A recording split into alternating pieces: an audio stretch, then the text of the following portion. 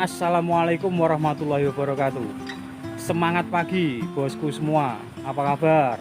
Semoga selalu dalam lindungan Tuhan Yang Maha Kuasa, selalu beri kesehatan, rezeki yang melimpah sepanjang masa di dunia sampai di akhirat. Amin.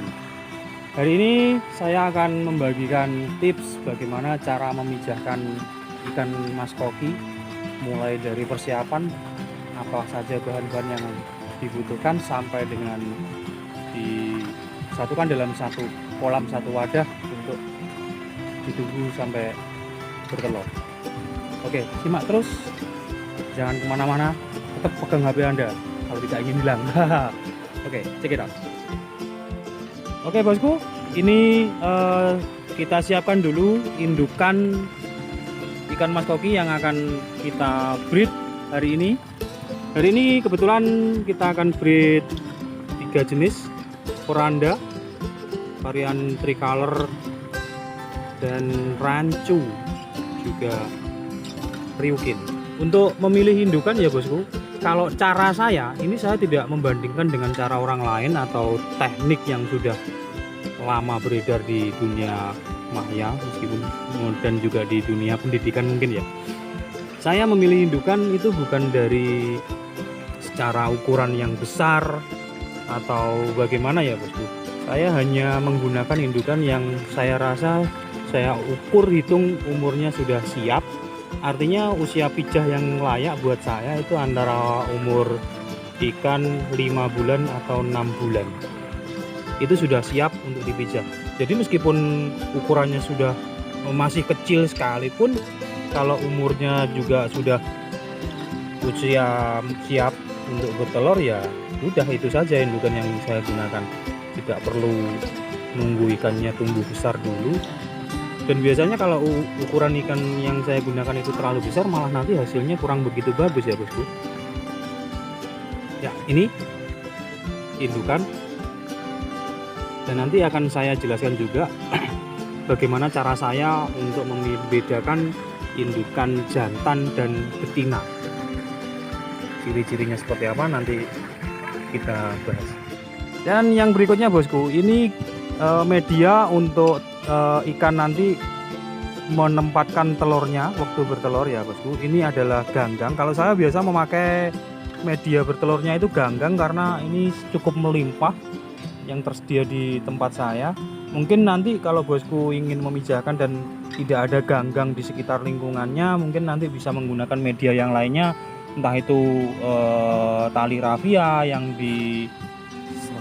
dipilah-pilah jadi halus seperti itu. Alah, kemoceng lah bosku, gampang. Pakai kemoceng pun bisa, atau pakai jaring, atau pakai apa yang lainnya. Yang jelas itu media yang dipakai bertelur itu harusnya media yang lembut. Kalau saya pakai ganggang karena di sini kebetulan aja melimpah. Ganggang tanaman air seperti ini bosku. Ini nanti ditaruh di kolam tempat indukan disatukan.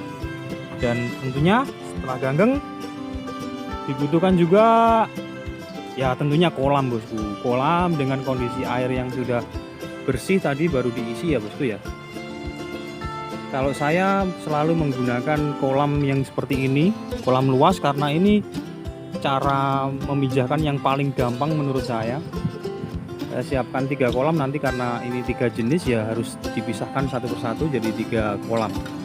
Ini kolam yang pertama yang saya pakai nanti untuk memijahkan. Ini kedalaman air saya pakai tidak seperti orang-orang, saya pakai kedalaman yang cukup lumayan, kedalaman air 70 cm bosku. Terus ini lagi kolam kedua dan kolam ketiga yang sebelah sana. Ini saya pakai untuk memijahkan. Ini masih proses pengisian ya bosku.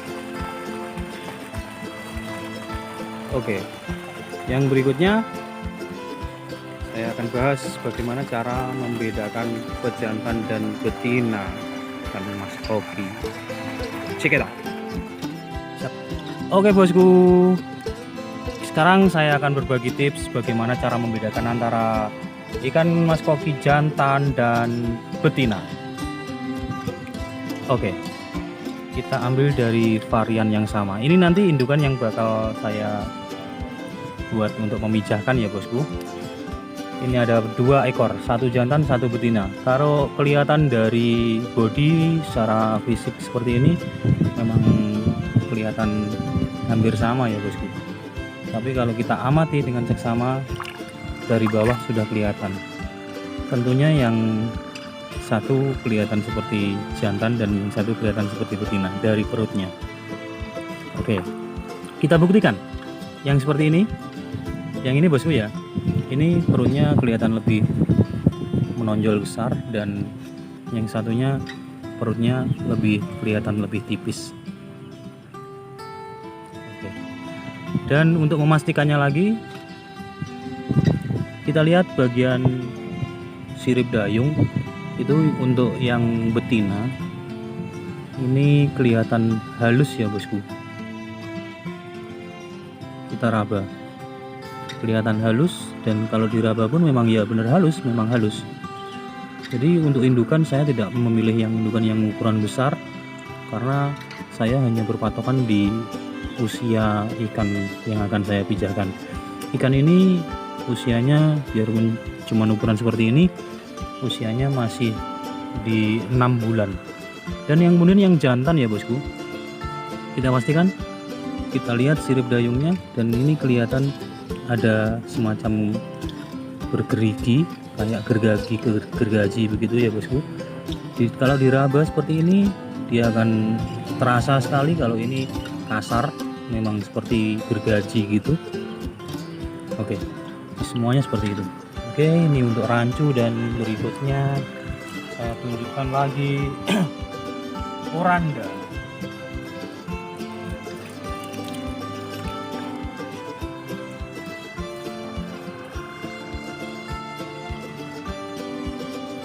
Ini bosku oranda, ada 2 ekor. Kalau oranda lebih cenderung sama juga, kalau dari bawah kelihatan yang betina lebih besar perutnya dan yang jantannya lebih kelihatan lebih ramping.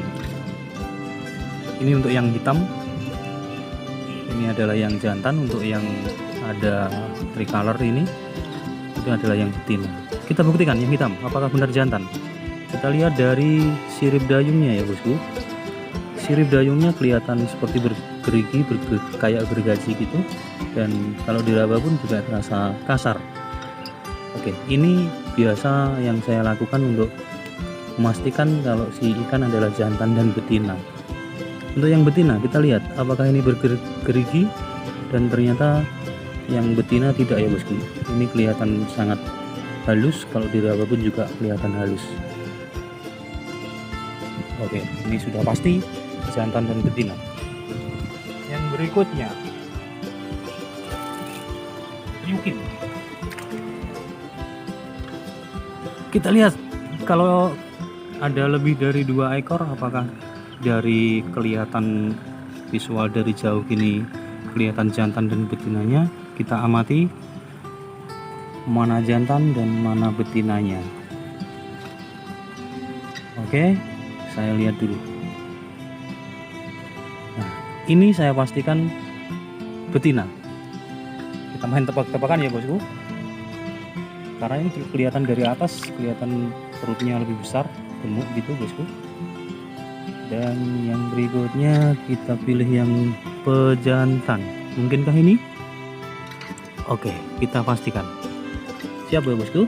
Ini ada 2 ekor yang saya pilih tadi. Apakah benar ini sepasang alias 1 jantan dan 1 betina? Kita lihat yang betina tadi. Oke, dari sirip dayungnya kelihatan ini memang betina, halus, dan perutnya pun juga membesar, membusung seperti ini. Oke, yang berikutnya yang jantan. Apakah benar? Dan ternyata lagi-lagi saya benar bosku. Dari sirip dayungnya kelihatan sangat bergerigi, dan kalau diraba juga kasar, terasa kasar sekali karena ini memang bergerigi ya bosku, tidak rata, tidak halus. Mungkin dari video kelihatan ataupun tidak. Yang jelas seperti ini. Oke ya bosku, ini tadi ganggang yang sudah saya siapkan, dibersihkan dulu biar benar-benar bersih, terbebas dari bakteri, terbebas dari serangga mungkin yang akan mengganggu nanti bertelurnya ikan. Jantan ini kita masukkan ke dalam kolam pemijahan yang sudah kita siapkan ya bos. Nah, ini biarkan seperti ini. Terus kita masukkan juga, kemudian kita masukkan ikan yang sudah kita pastikan tadi adalah ikan jantan dan ikan betina. Langsung saja kita masukkan satu, dua. Oke, karena tadi cuma 2 yang kita pilih ya kita masukkan 2 dulu. Yang lainnya sudah saya masukkan dari tadi ya bosku. Ya. Oke, kita tunggu sampai besok pagi apakah ini akan bertelur atau tidak. Kita tunggu keajaiban dari Tuhan. Oke bosku, itu tadi cara saya untuk memijahkan ikan mas koki. Jadi cara saya mungkin berbeda dari yang selama ini bosku semuanya ketahui, baik yang dari channel-channel yang lainnya yang bosku lihat dan atau mungkin dari kebiasaan bosku yang dilakukan setiap hari di rumah. Dan inilah cara saya. Mungkin setiap orang punya referensi yang berbeda-beda, tapi intinya tetap antara pejantan dan betina tetap disatukan. Cuma itu aja. Tadi mulai dari penyiapan tempat, penyiapan media untuk bertelur, sampai memilih pejantan dan betina, cara membedakannya, sampai melihat bagaimana si pejantan dan betina yang siap untuk dipijahkan. Dan kita tunggu sampai besok.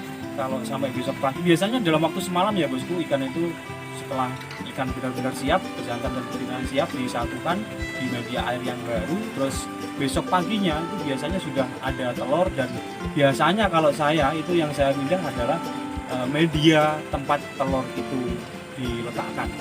Bukan saya memindahkan indukan, tapi saya pindahkan media telurnya.